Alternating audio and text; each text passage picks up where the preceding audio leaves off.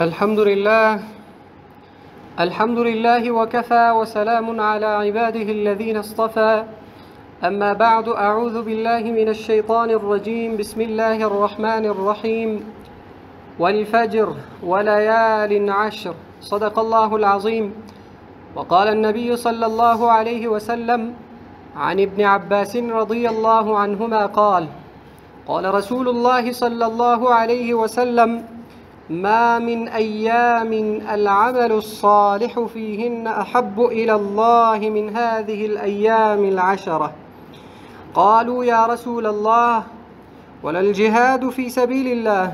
قال: ولا الجهاد في سبيل الله إلا رجل خرج بنفسه وماله فلم يرجع من ذلك بشيء. رواه البخاري. صدق الله العظيم وصدق رسولنا الكريم صلى الله عليه وسلم. اولا السلام علیکم و رحمت الله و برکاته. دوستان نهایت عزیز، موضوع امروزی ما مطابق اینمی روزهایی که ما قرار داریم که فردا روز اول ذوالحجه یا از ماههای اسلامی ماه 12 شروع میشه.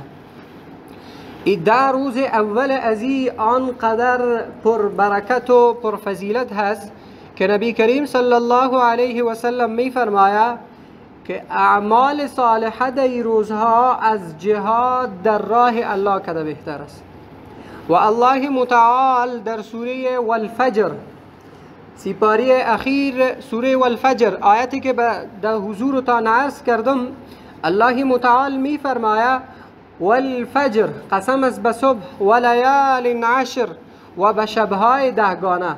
مراد از شبهای دگانه و از شبهای دگانه اینمی شبها هست. این شبهایی که ما و شما قرار داریم، امروز روز چهارشنبه هست و فردا روز پنجشنبه که روز اول ذوالحجه هست. این روزها آنقدر فضیلت داره، آنقدر ثواب داره که علما میگه که در تمام سال بهترین 10 روز روزهای ذوالحجه هست.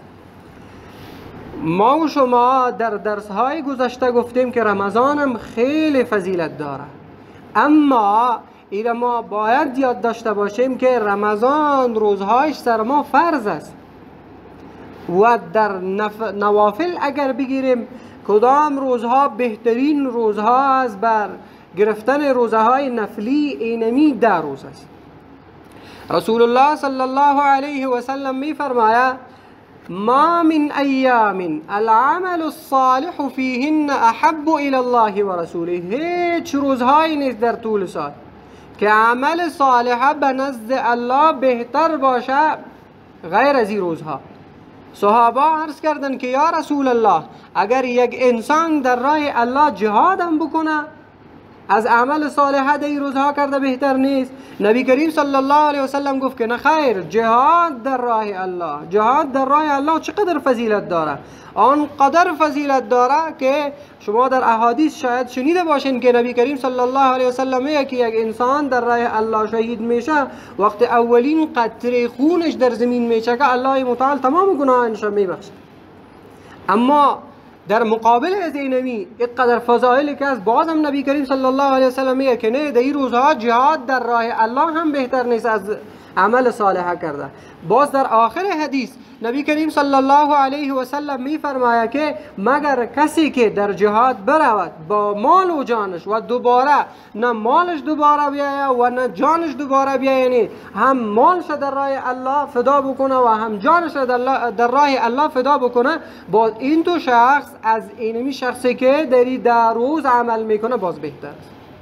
شما ببینید فضیلت. پس ما باید کوشش بکنیم که هر لحظه ازیره کوشش بکنیم که عبادت بکنیم. بهترین عبادت در این روزها روزه گرفتن است، روزایش، یعنی در روزانه باید روزه بگیریم و در شبانه بهترین عبادت آنمو تهجد هست، تلاوت قرآن است و غیره. اگر ما میخواهیم که فضایل از این روزها را به دست بیاریم، چند کارهای مهمی که در این روزها باید انجام بدیم و همان پیشتر اشاره کردم که روزه گرفتن است، تلاوت قرآن است، صدقه در راه الله است و غیره. و ما و شما باید بیاد داشته باشیم که در تمام سال در روزها کدام روز بهتر است و در شبها کدام شب بهتر است. این ما باید بیاد داشته باشیم و این را یاد بگیریم که علما به این اتفاق دارن که در تمام سال روزها که هست 10 روز ذوالحجه بهتر است. روزها که هست 10 روز اول ذوالحجه بهتر است. به خاطر چند دلیل. اولین دلیلی که یکی خوی حدیث گفتیم و آیت قرآن کریم هم که الله متعال والفجر ولیال عشر و قسم میخوره الله متعال به شبهای دگانک که اینجا مراد اصلا امور روزایش است. چرا که در اینجا چی هست؟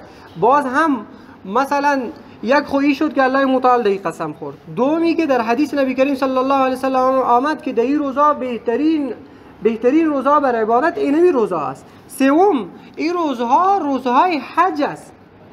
روزهای حج است و این روزهایی است که در اینمی روز باز روز عرفه میایه که چقدر زیاد فضیلت داره. و در شبها باز کدام شبها بهتر است؟ در شبها که است باز 10 اخیر چی بهتر است؟ 10 اخیر رمضان. به خاطر از اینکه در روز شب لیلة القدر است. در این چی است؟ در این روز عرفه است. به این خاطر 10 روز بهترین روزهای چی است؟ سال است. اما در شبها که است شب قدر بهتر است به خاطر اینکه در او بهترین شب است که شب لیلة القدر است و عبادت در شب لیلة القدر معادل به 1000 ماه چی داره؟ ثواب داره. و در تمام سال اگر ما بگیریم کدام روزها بهتر است، در تمام سال علما میگن 4 روز بهتر است. چند روز؟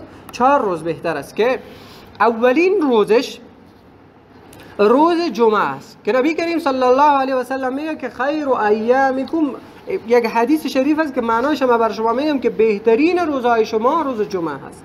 یک روز شد. دومین روزی که نبی کریم صلی الله علیه و سلم میگه که بهترین روز است اونمو چی است؟ روز عرفه است. در تمام سال گفتیم 4 روز بسیار پرفضیلت است. اول روز جمعه، دوم روز عرفه، سوم روز عید فطر. چرا؟ وقتی یک انسان تمام ماه را روزه میگیره و رمضان خلاص میکنه، الله متعال بر ملائک میگه که وقتی که یک انسان یک کار بکنه مزد از او چی است؟ آیا در آخر از او برایش مزد داده شوه یا نشوه؟ تمام ملائکه ها میگه که بله مزد برایشان داده شوه. الله متعال میگه که مزد کسایی که روزه گرفته در اینمی یک سال و اجر کسا و پاداش کسایی که در یک ماه روزه گرفته همی است که ما کلش چی کردیم؟ بخشیدیم. از همین خاطر 30مین روز ما که پرفضیلت ترین روز است روز عید سعید الفطر است و 4مین روزی که بالاترین روز است او روز عید قربان است. به خاطر چند دلیل. یک دلیلشی که الله متعال در اینمی روزم بر تمام بنده هایی که قربانی میکنه الله متعال را میبخشه و چقدر فضایل دیگه درباره قربانی آمده. خب خلاصه ای که 4 روزی که در تمام سال بهتر است، اول روز جمعه، دوم روز عرفه، سوم روز عید سعید الفطر یعنی اولین روز عید سعید الفطر و چهارم هم روز اولین روز عید سعید القربان. این خود در تمام سال شد. حالا در تمام سال کدام شب بهتر است و کدام روز بهتر است؟ کدام شب بهتر است و کدام روز بهتر است؟ یعنی در تمام سال اگر ما حساب بکنیم. بعض علما میگویند که در تمام سال بهترین روز عرفه است. چرا؟ به خاطر از اینکه الله متعال وقتی که اینمی حجاج که در عرفات نه یک کوک از دوجه جمع میشه و کلگی به طرف الله متعال دعا میکنه و راز نیاز میکنه و بخشش میطلبه، الله متعال در بین ملائک افتخار میکنه سر از تو بنده ها. الله متعال سر از تو بنده ها افتخار میکنه و اونو بنده ها را کل چی میکنه؟ مغفرت میکنه. و در حدیث شریف هم میگه که الله متعال در روز عرفه آنقدر مردمه که از جهنم و از عذاب خود نجات میده دیگه در هیچ روز و رقمی نیست. این خود در تمام سال روزی که بهتر از کدام روز شد؟ روز عرفه شد. باز در تمام سال کدام شب بهتر است؟ در تمام شبها باز علما میگن که بهترین شب قدر است، به خاطر از اینکه یک شب در او اگر کسی عبادت بکنه معادل 83 سال و 4 ماه الله متعال بر از او چی میکنه؟ ثواب و اجر و مزد و پاداش الله متعال بر از او چی میکنه؟ نصیب میکنه. خب خلاصه ای که درباره فضایل ذوالحجه گفتیم که ذوالحجه کدام ماه هست؟ ماه اخیر از ماهای اسلامی را ماه ذوالحجه میگه و کدام روزایش خیلی بهتر بود. ما گفتیم که 10 روز است. به خاطر چند دلیل گفتیم. اولین دلیلی که الله متعال در این روزها و در این شبها قسم خورده. دومین دلیلی گفتیم که در این روز عرفه میآید. کسی که روز عرفه را یک روزه عرفه را یعنی روز عرفه را روزه میگیره، الله متعال گناه دو سالش بخشش میکنند. گناه دو سال. در حدیث شریف میاد، حدیث مسلم شریف است که نبی کریم صلی الله علیه و سلم میفرماید که هر انسانی که در روز عرفه روزه بگیره، الله متعال یک گناه 1 سال قبلش هم میبخشه و 1 سال آیندهش هم میبخشه. اینقدر ثواب داره. باز حالا شاید در دل شما و در فکر شما شاید یک سوال بیاید که حالا 1 سال قبل خو ما گناه کردیم، درست است؟ 1 سال قبل خو از انسان گناه سر زده، حالا 1 سال آینده را چطور گناه معاف میشه؟ باز در علما توجیه کردین و گفتین که تشریح کردین که الله متعال به تو اشخاص باز چی نمیته؟ توفیق و گناه نمیته که گناه بکنه. و یا اگر گناه بکنه خیلی کم و اگر بازم گناه بکنه الله متعال گناه 1 سال آیندهش هم میبخشه. به این خاطر ما کوشش بکنیم که این روزهای پرفضیلت را هم خود ما عبادت بکنیم و هم به خانواده های ما این مسائل شریک بسازیم تا اونا هم از این ثوابها و از این روزهای خوب مستفید شوند.